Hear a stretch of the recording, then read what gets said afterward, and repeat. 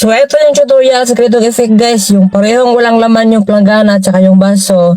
Tapos magic natin, pagbuhos natin, may tubig, diba? So ang una nating gagawin ay yung magdala ng planggana. Ito talaga yung pinakauna nating action. Walang laman yan. Ilagay natin dyan, tapos aalis tayo.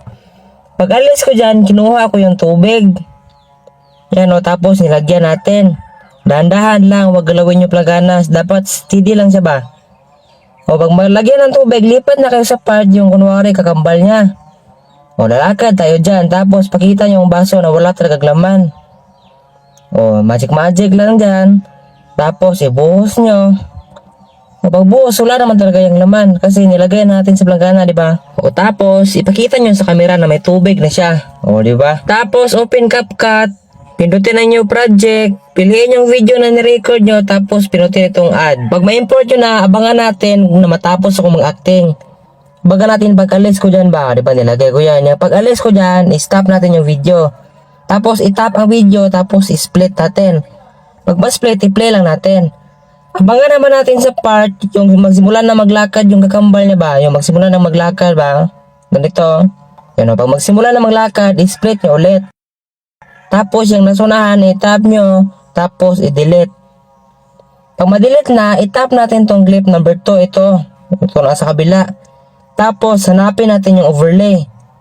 I-tap yung overlay, tapos i-long press nyo yan, tapos i-drag nyo pabalik. Pag mabalik na, i-tap nyo yung naka-overlay. I-tap nyo. Tapos hanapin nyo na yung mask. I-tap yung mask, tapos piliin ng horizontal, tapos yung yellow na line, i-adjust nyo, nakakambal na sila, yung dalawa na makikita ba?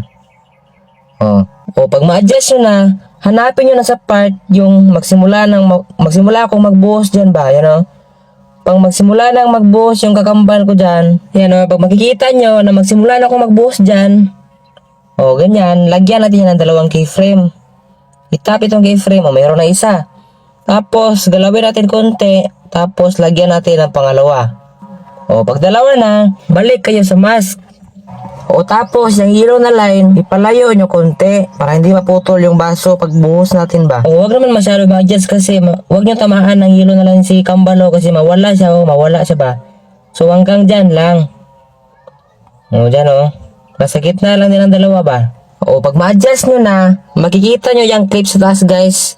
Yang dulo sa clip sa taas, sa dulo niya, pupunta tayo sa dulo niya. Puntahan natin.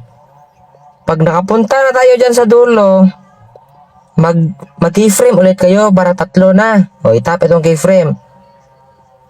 Pag tatlo na, yung yellow na line, tsaka nyo na ibura. Ilagay nyo sa gilid. Tapos, pinutin itong arrow sa gilid, ito. Tapos, itong check sa baba. Kung i-play natin, ganyan na mangyari. Magic. May tubig na. Parang invisible. Tapos na tayo pinutin itong export sa taas. Tapos, ito na resulta. So, ganun lang kasimple, ganun lang kabise. Kayo na bahala kung ano gagamitin nyo dyan sa akin planggana. Kasi yan ang nakikita ko dito Sana nasundan yung tutorial ko guys. Alam kung kaya nyo yan, basta sundan nyo lang ng maigi.